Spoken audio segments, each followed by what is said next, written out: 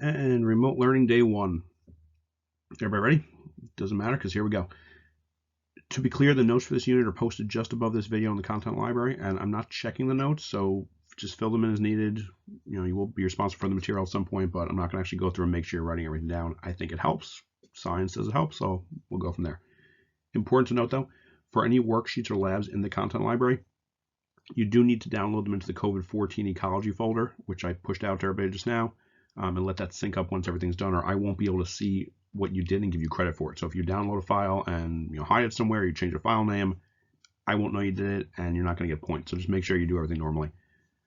Take a look at these questions here, then pause the video, see what you come up with, and we'll go over it in a minute.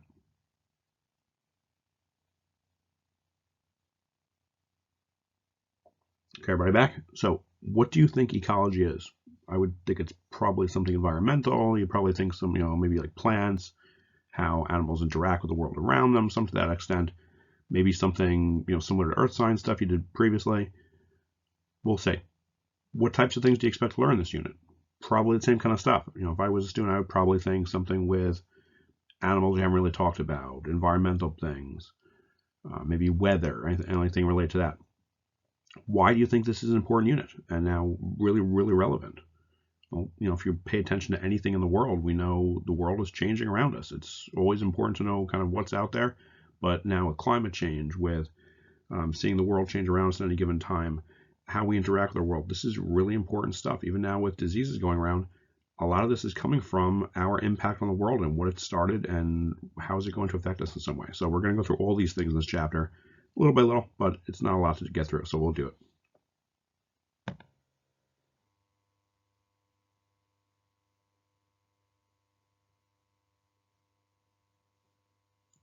I thought I hit the button to stop this slide. Obviously, I did not. And that's actually a good thing because otherwise we would have missed this awesome Nemo picture that I don't even remember why I put on here, but it's got cute little animals. So who cares? Let's look at the nice little animals for a minute. What in the world is going on here? This seems totally normal, right? I know a few days go by where I don't see goats in trees. I don't know about the rest of you. The point is, while this seems unusual to us probably, people in other areas of the world are used to this kind of thing. There's a reason for it, but unfortunately we don't have time to go through it right now. I did post a YouTube link to this specific video at the bottom of the homework page below after this video, and you should definitely go and watch if you want to, kill a couple minutes. It's pretty interesting. There are a couple of other videos, many out there if you want to go watch. There's a really interesting one, I think it was a 60 Minutes piece from a couple of years ago that talks about how these goats are related to argan oil, if you've ever used argan oil, and maybe very interesting to see where that comes from. But anyway, it's a really kind of crazy thing. If nothing else, it's a good way to spend a couple of minutes just watching goats fall out of trees and climb back up again. So definitely going to do that if you got the time to kill, which I would expect you kind of do. All right, so here's that definition for the chapter that I asked about before, which is the circle of life, basically. So yeah, that's pretty much how this chapter works. Everything on Earth depends on everything else on Earth. Living and non-living things play off each other and interact in some ways. When one thing is messed up or dies or has a lot of stuff, it can affect everything else. If something gets really, really common and populous, it's going to probably take materials away from other stuff that needs it. And if one species or organism dies out, it's probably going to affect other things in some way. We'll see that in the next couple of days, how these all work, how relationships work. We'll do a lab with it. But I really don't want to diminish the whole human experience. But as far as nature's concerned, the only real goal of living things is to survive and keep life going again. We hopefully have lives that are very fulfilled and more than that, but Mother Nature really doesn't care about our life goals. So how things are able to survive is determined by how well an organism is suited to its environment, its surroundings, or its fitness, something we talked about last week with adaptations and stuff like that. What kinds of things would determine how fit something is to survive?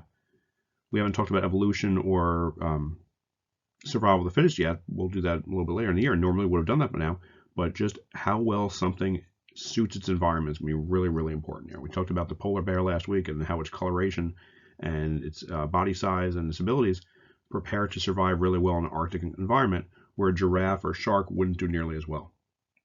Think of all the traits we talked about last week. Any adaptation like size, strength, or coloration will help something survive and make sure it does better than probably a lot of other things in the environment.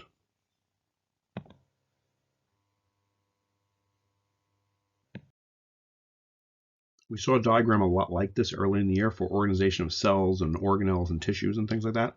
And now we're going to look at how living things interact with each other and their environments, working from one living thing at the bottom all the way up to living things, all the living things on Earth, which we call the biosphere. So one individual animal, like this elephant right here, he would be just one thing, he'd be part of a larger community, and that's what we call now a population. So after one organism, one lion, one elephant, one person, we see a population, which would be all of, in this case, the elephants in an area, like a family or an extended family of the elephants. Next comes community. Not that community. There we go. Okay, so a community is all of the different populations of different species in an area living together. So in this picture here, you have the different lions and the antelopes, gazelles, the ostrich, the giraffes, the elephants, the hyenas, everything that lives in one area working together or interacting with each other in some way. So it's all of the different populations of different species. That includes plants, that includes bacteria, everything in that area, all going together. So some of these things are going to eat each other, some will be competing against each other, but it's that whole circle of life idea where they all depend on each other. Next, we have an ecosystem. And an ecosystem is all the living things in just that one little area. So you can think of it like a town. So what is the area that these animals live in? And it includes the environment itself. So the non-living parts, like the weather, the water system, the ground, everything in that picture right there. So, in that picture, the trees, the animals, everything, kind of in that one little location, that would be an ecosystem. It's one sort of like a smaller area, but it's encompassing everything that's in that area. Next up is a biome. And you may have learned about this when you were younger. I remember making a diorama in probably 4th or 5th grade, probably. A biome is basically just every ecosystem of the same kind. So this is like where the smaller picture right here, let me try right there, that smaller picture would be the ecosystem. Now that ecosystem might only be like this part of that bigger picture. So this maybe is an ecosystem. The animals there maybe stay to themselves a little bit. And this whole thing back here could be one ecosystem. But the biome would be, say, this entire area that's like really everything that kind of falls into that one space there. So everything that's sort of the same, a similar ecosystem, it's all of them added up into one big picture. So like a desert would be a type of biome. All the areas of one desert, they would all make the bigger desert. The desert anywhere on Earth, that's one biome. A rainforest biome is a type of larger ecosystem. A frozen tundra like the North Pole or South Pole, that would be a type of biome. And there's different examples of that type of biome all over the world. And all the way now at the top of our picture, we finally get to biosphere. That's the whole big thing. So that's everything on Earth, all working together, all in one giant system that can affect itself and affect each other all over the planet. But everything on Earth together that's alive, that's the biosphere. Bio like living, and sphere, obviously meaning sphere, circular, with our planet. Just like atmosphere is the air around our planet, biosphere is all the living stuff on our planet. An organism's place in its environment is called its niche. You may hear somebody say niche if they're trying to be fancy. I'm going to say niche because that's what the word looks like. As the part of a living thing plays in the big picture. So each of these birds has its own niche because each one lives in a different part of the tree and eats different foods. Little barnacles in the right picture have separate niches since one lives in or below the waterline and one lives above the waterline. Now, what would happen if those birds were trying to eat the same food or live in the same place? It tells they're different, but they don't run. It says they're different places. But what if this bird up here suddenly decided to move into this area of the tree right there? What would happen if that kind of thing took place? Well, we would say their niches were going to overlap, and this would lead to some kind of competition. They would be competing for the same space, the same food, the same mates, whatever, but we'd have them going head to head with each other, in which case someone has to win and someone has to lose. Now, if niches stay separate, then you say there's a lack of competition and everybody's probably going to do pretty well. And right now, these 3 birds are living in 3 different places, eating 3 different foods, needing 3 different homes, needing 3 different types of mates. They're probably able to interact pretty well and not directly go against each other. So everybody's going to be pretty happy in that case. As I said, a niche is an organism's place or role in the world. It's the job it performs in the big picture. And as we saw last week, different traits make some things better fits for certain environments. So this guy with the flippers and the duck with the feet, besides being a really weird picture, they are going to serve different purposes, different jobs in their environment. I would love to know what job that duck is going to fill, but that's a question for another day, unfortunately. When niches overlap, as we saw in the last picture, living things are going to need to compete for limited resources. There's only so much stuff to go around, and we can expect there to be winners and losers in this case. So, one of these lions, if they're going after the same mate, the same food, One of them is going to win, one of them is going to lose, and one's not going to be very happy with the outcome. The other's going to do pretty well for himself. This was a groundhog, and the birds are seemingly going for the same food or something, maybe living environment, living space. One of them's going to do well, one of them's not, and somebody's going to be left out in the cold. Again, as we saw last week, adaptations are the features of living things that can help some organisms survive better than their competition.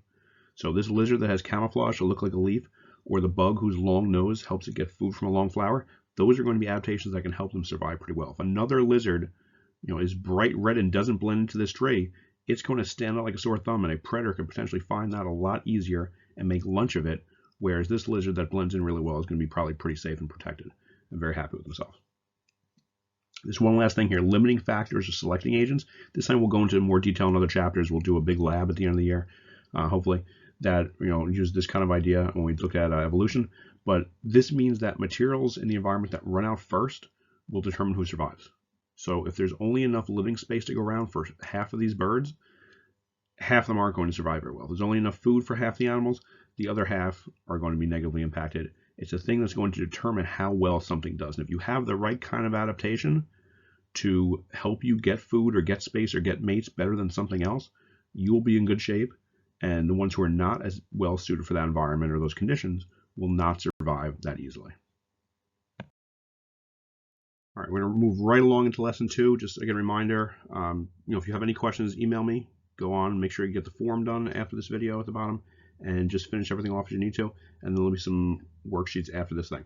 So what are some things that living things need to survive, and what do you think might stop population size from getting too large? So let's say with the elephants from before, if there were 20 elephants, say, in any given space, why are there not 50? Why are there not 5? Why are there not 100? What's going to stop the population from going too high, or maybe even from going too low? What would determine that? And what are some things, the first question, that living things might need to survive? We're going to find the answers to these questions right now. These are bunnies. Hopefully you already know that. But just how many bunnies are out there, and why aren't there more or less than this number? Are their numbers increasing? Is the population going down? What decides how this works? Let's explore. There are 2 ways that the size of a population might increase. So why you would get maybe more rabbits as time goes on, or maybe even less rabbits. And this is referred to as population growth. The first type of population growth is called exponential growth, and it's seen here in this little graph. This is when the number of individuals in a population not only keeps increasing, but increases at a faster and faster rate over time too. So if the number of rabbits kept going up at the same rate, we would expect a line like this, where you're constantly increasing at about the same speed, and you see a steady diagonal line like that. That's not what we see though. We see here the line going up, and it's getting more and more and more, but it's also getting more quicker, and it's faster, increasing and faster, increasing and fast, and yada, yada, yada. So that's what's called exponential growth. Using the rabbit example from before as an example, what would need to be true for the number of rabbits to behave like this and keep increasing exponentially? So why would you suddenly get more and more rabbits and faster increase in the number of rabbits over time? For this to happen, we would expect that there would need to be some kind of limitless supply of resources. So this means there'd be enough food, enough water, enough livable space to support a constantly increasing number of animals. And does that seem like a realistic idea? Is this the kind of thing we see normally in the real world? Can you just keep expanding and growing and growing and growing forever? What do you think?